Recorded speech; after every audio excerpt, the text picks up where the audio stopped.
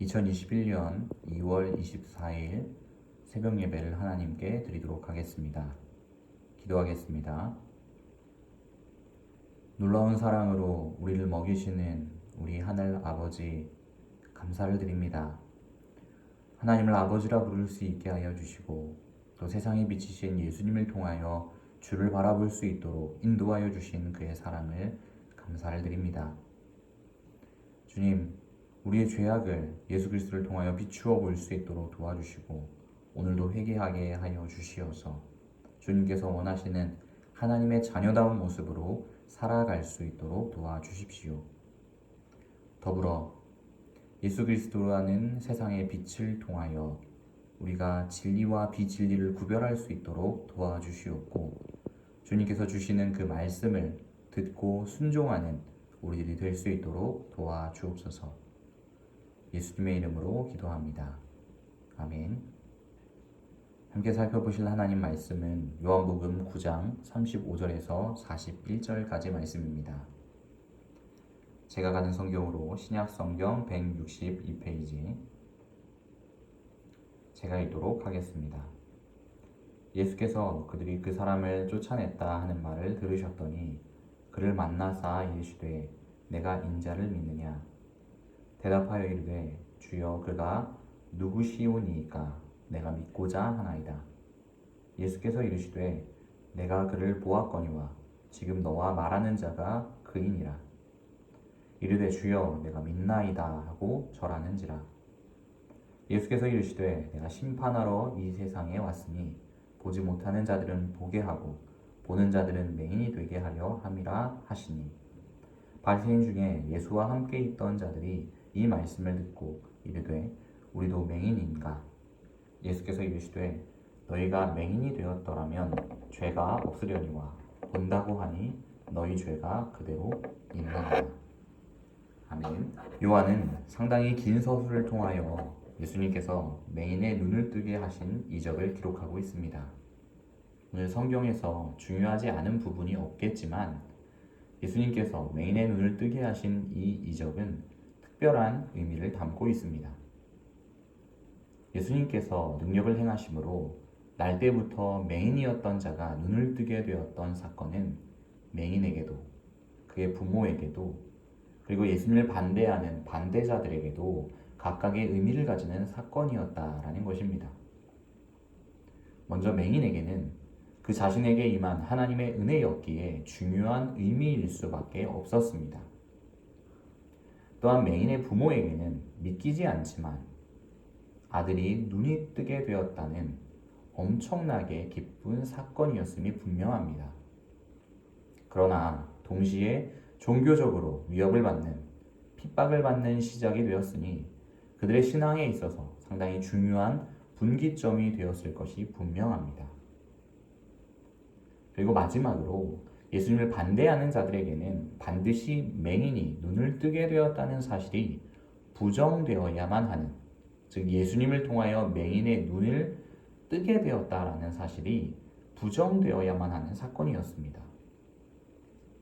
그 이유는 맹인이 눈을 뜨게 되고 귀가 먹은 자들이 듣게 되는 일은 하나님만이 할 수 있는 일이었기 때문입니다.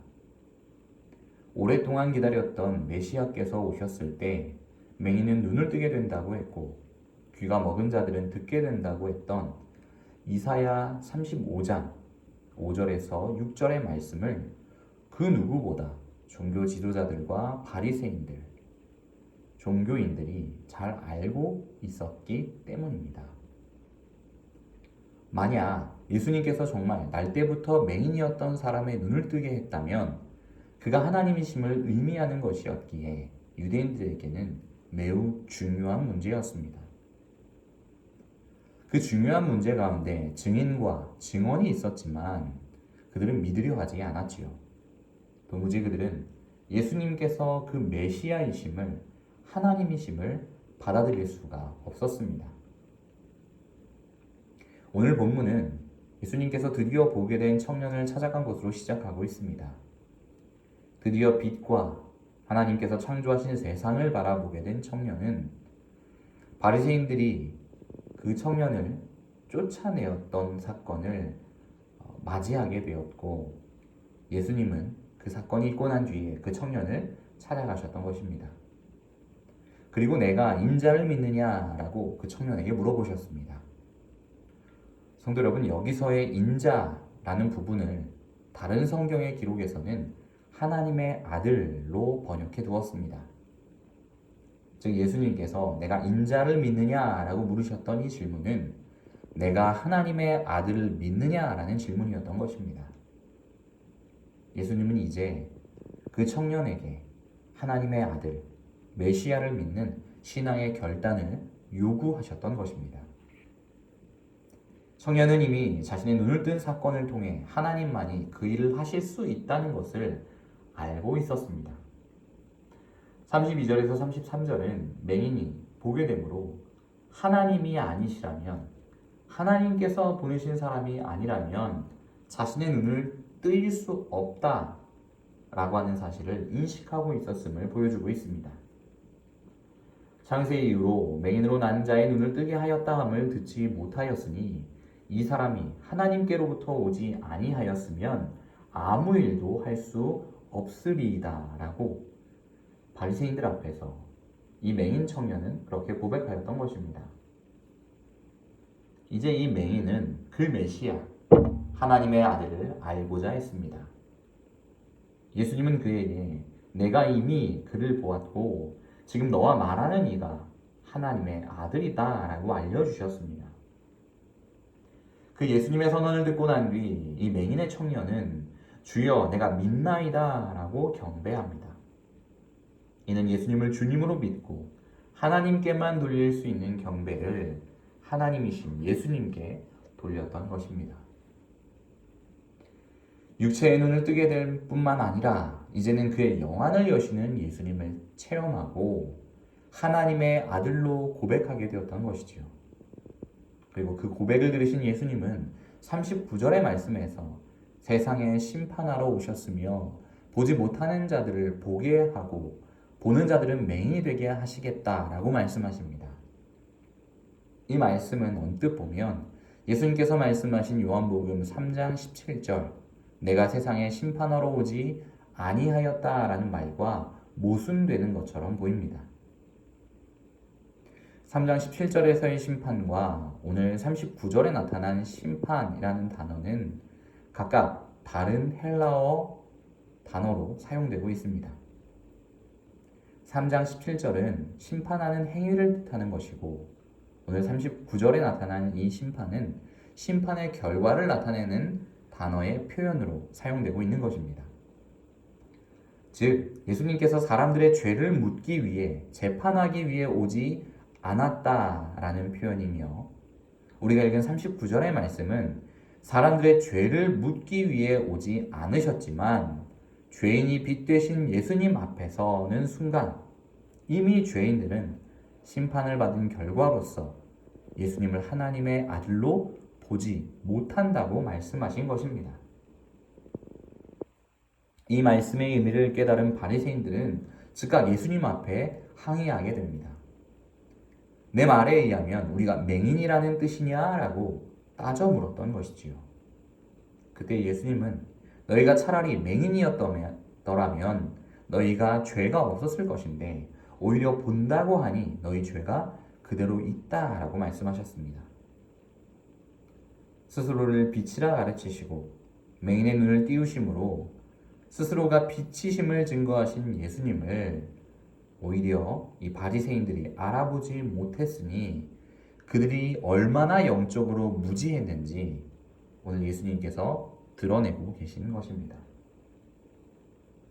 사랑하는 서문호교회 성도 여러분, 오늘 말씀을 정리하겠습니다. 우리가 오늘 알기 원하는 것은 예수님께서 참 빛으로 우리를 비추시고 자신을 드러내고 계신다라는 사실입니다. 우리의 원죄로 인하여 도무지 참 빛을 볼 수 없었던 우리가 맹인이었다라는 사실입니다. 그럼 맹인이었던 우리들을 예수님께서 찾아오시고 우리의 영안을 띄워주심으로 그러한 은혜로 우리에게 임해 주심으로 우리가 우리의 죄를 그리고 거룩하신 그 예수님을 바라볼 수 있게 되었습니다. 감당할 수 없는 죄의 결과가 우리에게 여전히 남아있음을 보게 되었습니다. 그리고 파멸에 이르게 할 사망의 어둠에 갇혀 있었던 그때에 예수님은 빛으로 우리에게 임하여 주셔서 구원의 십자가를 보여주셨습니다. 우리는 그를 통하여 십자가의 보혈을 보게 되었고 그 능력을 체험하게 되었으며 예수님을 우리의 주로 고백하게 되었던 것이지요. 성도 여러분, 이보다 더 놀라운 은혜와 사랑이 어디에 있겠습니까? 사랑하는 성도 여러분, 오늘 이 시간 우리가 주님 없이 바로 볼 수 없음을 고백했으면 좋겠습니다. 빛 대신 예수님 없이는 우리가 한치 앞도 볼 수 없는 영적으로 맹인임을 자각했으면 좋겠습니다. 우리는 예수님으로 말미암아 십자가를 보게 되었고 그 손의 못자국과 옆구리의 창자국을 보게 되었으며 궁극적으로 우리가 이를 영원한 천국을 바라보게 되었습니다. 성도 여러분, 우리는 바리새인과 같이 무지하지 않기를 원합니다. 바리새인들이 가지고 있던 그 편견과 고집으로 똑바로 보지 못하고, 아니 아예 보지 못하고 오히려 그들이 영적으로 맹인이 되었음을 증거하고야 말았던 그 사건을 오늘 성경을 통하여 우리가 밝히 깨닫기를 원합니다. 마찬가지로 우리가 가진 죄의 아집, 편견을 벗어던지지 않는다면 빛 대신 예수 그리스도를 말씀 속에서 발견할 수 없다는 사실, 그것을 깨닫기를 원합니다. 그러나 우리 주님께서 우리를 위하여 자신의 몸을 희생시켜 주신 우리의 구원자이신 그 예수님께서 오늘도 우리에게 빛으로 임하시고 그 예수를 통하여 세상을 보게 하셨음을 기억하기를 원합니다. 그리고 예수님의 말씀을 기억하며 예수님의 그 말씀에 순종하는 저와 여러분들이 되기를 원합니다. 빛이신 예수를 통하여 똑바로 세상을 바라보고 바르게 우리 주님을 인식하며 그 말씀에 순종하는 모든 서문로교회 성도들이 되기를 간절히 축원합니다. 아멘. 함께 기도하겠습니다.